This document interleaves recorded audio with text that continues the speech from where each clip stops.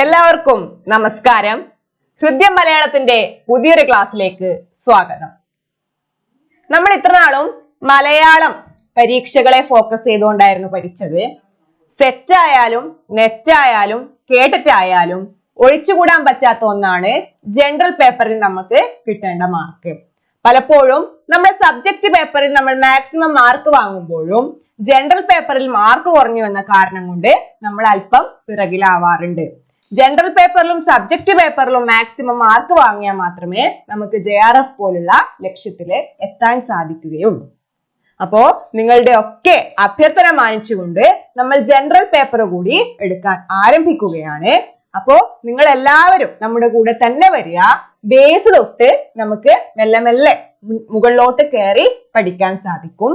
അപ്പോ പ്രീവിയസ് ആയിട്ടുള്ള നെറ്റിന്റെ കുറച്ച് പ്രീവിയസ് ക്വസ്റ്റ്യൻസ് നോക്കിയിട്ട് തന്നെ നമുക്ക് ഇന്ന് ക്ലാസ് തുടങ്ങാം. അപ്പോൾ എല്ലാവരും നമ്മുടെ ചാനൽ ലൈക്ക് ചെയ്യുക, ഷെയർ ചെയ്യുക, സബ്സ്ക്രൈബ് ചെയ്യുക. നിങ്ങളുടെ അഭിപ്രായങ്ങൾ കമന്റ്സ് ആയിട്ട് അറിയിക്കുകയും ചെയ്യാം. കൂടാതെ നമ്മുടെ ഡിസ്ക്രിപ്ഷൻ ബോക്സിൽ ജനറൽ പേപ്പറിന്റെ വാട്സ്ആപ്പ് ഗ്രൂപ്പിന്റെ ലിങ്ക് കൂടി ഉൾക്കൊള്ളിച്ചിട്ടുണ്ട്. അതും നിങ്ങൾ പരമാവധി ഉപയോഗപ്പെടുത്തുക. എല്ലാവർക്കും ജനറൽ പേപ്പറും ക്രാക്ക് ചെയ്യാൻ പറ്റട്ടെ.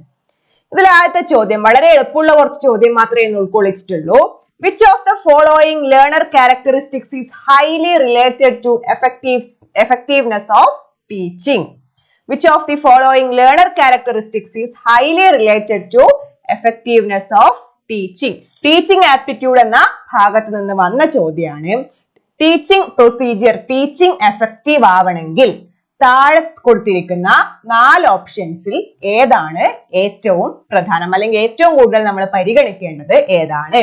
ഒന്നാമത്തേത് prior experience of the learner, B educational status of the parents of the learner, peer groups of the learner, family size from which the learner comes. അപ്പൊ നമ്മള് പഠിപ്പിക്കുന്നു, നമ്മൾ പഠിപ്പിച്ച കാര്യം കുട്ടികൾ മനസ്സിലാക്കുന്നു.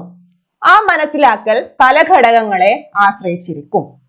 അപ്പോ കുട്ടികളുടെ ഏത് ക്യാരക്ടറിസ്റ്റിക് ആണ് കൂടുതൽ ടീച്ചിങ്ങിനെ എഫക്റ്റീവ് ആവാൻ സഹായിക്കുന്നത്?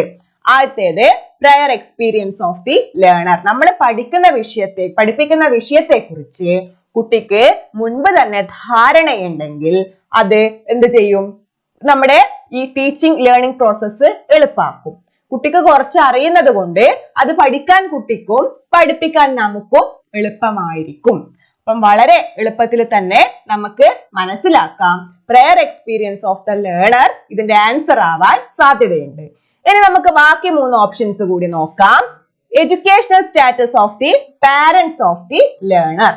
പഠിക്കുന്ന ലേണറിന്റെ പാരന്റ്സിന്റെ എഡ്യൂക്കേഷൻ കുട്ടിയുടെ ലേണിംഗ് പ്രോസസ്സിനെയും ടീച്ചിങ്ങിനെയും എഫക്ട് ചെയ്യുമോ എന്നതാണ് ചോദ്യം. സാധ്യത ഇല്ല. കുട്ടിയുടെ പാരന്റ്സിന്റെ എഡ്യൂക്കേഷണൽ സ്റ്റാറ്റസ് ഡയറക്റ്റ് ആയിട്ട് കുട്ടിയുടെ ഈ ലേണിംഗ് അല്ലെങ്കിൽ ഈ പ്രോസസ്സിന്റെ എഫക്റ്റീവ്നെസ്സിനെ ബാധിക്കുന്നില്ല. 3 peer groups of the learner. കുട്ടിയുടെ പിയർ ഗ്രൂപ്പ്സ് കുട്ടിയെ ഒരുപാട് തരത്തിൽ സഹായിക്കുന്നുണ്ട്, സ്വാധീനിക്കുന്നുണ്ട് എന്നൊക്കെ നമുക്കറിയാം. പിയർ ഗ്രൂപ്പ്സ് പഠന പ്രക്രിയയിലും കുട്ടിയെ ഇൻഫ്ലുവൻസ് ചെയ്യുന്നുണ്ട്. പക്ഷേ പ്രയർ എക്സ്പീരിയൻസ് ഓഫ് ദ ലേണറിന്റെ അത്ര എഫക്റ്റീവ് അല്ല peer group of the learner. അപ്പോ സി ശരിയാണോ എന്ന് ചോദിച്ചാൽ ശരിയാണ്. പക്ഷെ ഓപ്ഷൻ എ അവിടെ ഉള്ളതുകൊണ്ട് നമുക്ക് ആ ഓപ്ഷൻ എ തന്നെ നോക്കാം. D family size from which the learner comes. അതും നമുക്ക് അല്ല എന്ന് പറയാൻ പറ്റും. കുട്ടിയുടെ ഫാമിലി സൈസ് കുട്ടിയുടെ ലേണിംഗ് പ്രോസസ്സിനെ എന്തായാലും ഡയറക്റ്റ് ആയിട്ട് ഇൻഫ്ലുവൻസ് ചെയ്യുന്നില്ല. അപ്പം ബിയും സിയും അപ്പാടെ നമുക്ക് ഒഴിവാക്കാം. എയും സിയും ആണ് ഉള്ളത്. പിയർ ഗ്രൂപ്പ്സ് ഓഫ് ദ ലേണറും കുട്ടിയെ ഇൻഫ്ലുവൻസ് ചെയ്യുന്നുണ്ട്. പക്ഷെ അതിനേക്കാളും കുട്ടിയെയും ടീച്ചറെയും ടീച്ചിങ് ലേണിംഗ് പ്രോസസ്സിനെയും ഇൻഫ്ലുവൻസ് ചെയ്യുന്നത് prayer experience of the learner ആണ്. ലേണറിന് പഠിക്കുന്ന കുട്ടിക്ക് ആ വിഷയത്തെ കുറിച്ച് മുന്നേ ധാരണയുണ്ടെങ്കിൽ, അതുമായി ബന്ധപ്പെട്ട അനുഭവങ്ങൾ ഉണ്ടെങ്കിൽ ഈ ലേണിംഗ് ടീച്ചിങ് പ്രോസസ്സ് കുറച്ചും കൂടി സ്മൂത്ത് ആയിട്ട് മുന്നോട്ട് പോകും. ഇങ്ങനെ ഡിലീഷൻ മെത്തേഡിലൂടെ കൂടി നമുക്ക് ആൻസറിലെത്താൻ സാധിക്കണം. അപ്പോ ഇതുപോലുള്ള ചോദ്യങ്ങളാണ് മിക്കവാറും ടീച്ചിങ് ആപ്റ്റിറ്റ്യൂഡ് എന്ന് വരിക. ഒരു സന്ദർഭമോ അല്ലെങ്കിൽ ഇതുപോലുള്ള ഒരു കാര്യമോ തന്നിട്ട് ഏതൊക്കെ എന്തിനെ സ്വാധീനിക്കും എന്ന തരത്തിലുള്ള ചോദ്യങ്ങൾക്ക് നിങ്ങൾക്ക് ഉത്തരം എഴുതാൻ സാധിക്കണം. ഇനി രണ്ടാമത്തെ ചോദ്യത്തിലേക്ക് നമുക്ക് കടക്കാം. Put the following units of storage into the correct order starting with the smaller unit first and going down to the largest unit. ചെറുതിൽ നിന്ന് തുടങ്ങി വലുതിലേക്ക് ക്രമപ്പെടുത്തുക. ഇത് ICTയുടെ ഭാഗത്ത് നിന്ന് വന്ന ചോദ്യമാണ്. സംഭവം എളുപ്പമാണോ ചോദിച്ചാല് വളരെ എളുപ്പമാണ്. നമുക്ക് പെട്ടെന്ന് പഠിച്ചു കഴിഞ്ഞാൽ പെട്ടെന്ന് ആൻസർ കിട്ടും. പക്ഷെ നമ്മളിൽ പലരും തെറ്റിക്കാൻ സാധ്യതയുള്ള ചോദ്യം കൂടിയാണ്. കാരണം ഈ ബിറ്റും ബൈറ്റും ടെറാബൈറ്റും കിലോ ബൈറ്റും ഒക്കെ നമ്മളെ കൺഫ്യൂഷൻ ആക്കാൻ സാധ്യതയുണ്ട്. അപ്പൊ നിങ്ങൾ ആദ്യം എന്താ ചെയ്യുക, ഇങ്ങനത്തെ ഒരു ക്വസ്റ്റ്യൻ കണ്ടു കഴിഞ്ഞാല് നിങ്ങൾ ഈ ഓപ്ഷൻസ് നോക്കിയിട്ട് നിങ്ങൾ ടെൻഷൻ അടിക്കരുത്. സൈഡിൽ ആ ഓർഡറിലെ കാര്യങ്ങൾ എഴുതിയെടുക്കാം.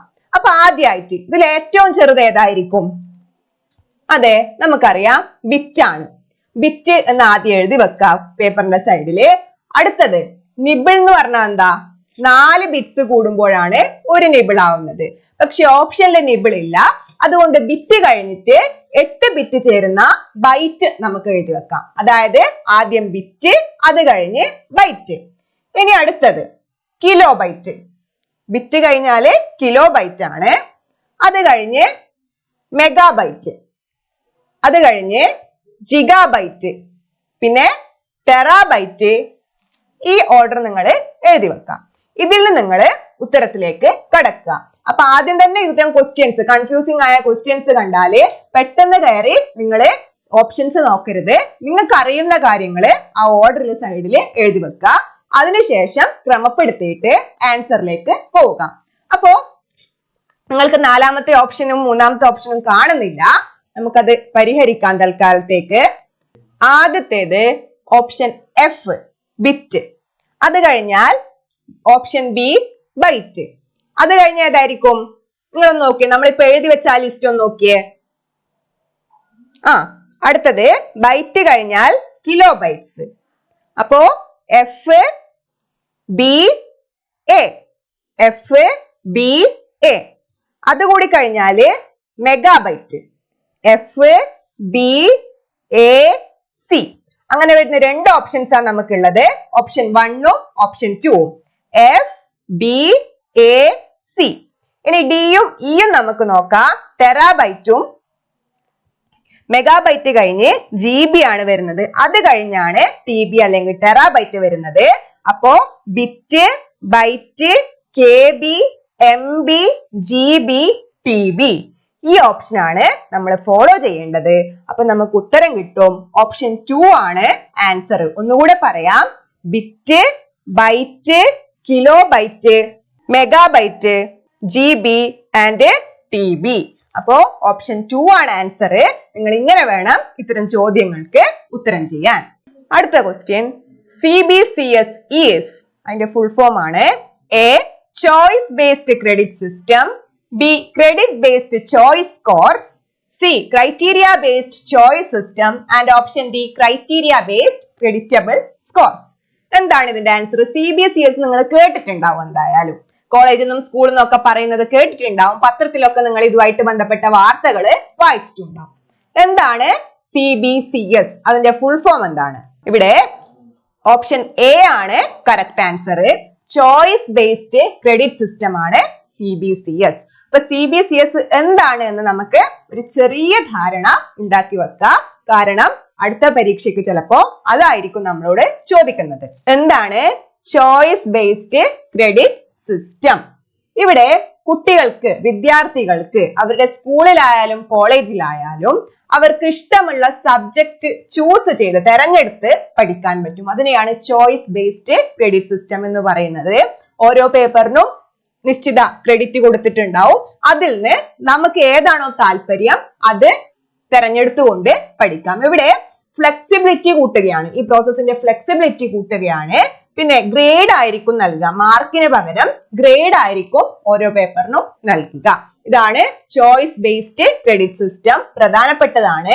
ഇത്തരം ചോദ്യങ്ങൾ വരുമ്പോൾ നേരത്തെ പറഞ്ഞതുപോലെ CBCS എന്താണ്, അതിന്റെ ഫുൾ ഫോം നിങ്ങൾ സൈഡിൽ എഴുതി വെക്കുക. അതിനുശേഷം നിങ്ങൾ ഓപ്ഷൻസിലേക്ക് പോവുക. ഇല്ലെങ്കിൽ നിങ്ങൾക്ക് ഓപ്ഷൻ വായിക്കുമ്പോൾ അതാണോ ഇതാണോ എന്ന് കൺഫ്യൂഷൻ വരാൻ സാധ്യതയുണ്ട്. അപ്പോ നമ്മൾ ഇന്ന് 3 ക്വസ്റ്റ്യൻസ് നോക്കി. വളരെ എളുപ്പമുള്ള, നിങ്ങൾക്ക് അറിയാവുന്ന ചോദ്യങ്ങൾ മാത്രമേ ഇന്ന് നോക്കിയിട്ടുള്ളൂ. ബാക്കി ചോദ്യങ്ങള് നമുക്ക് വരുന്ന ക്ലാസ്സിൽ ചെയ്യാം. അപ്പൊ എല്ലാവരും നമ്മുടെ കൂടെ തന്നെ പഠിച്ചു വരിക. എല്ലാവർക്കും എല്ലാവിധ ആശംസകളും. നന്ദി, നമസ്കാരം.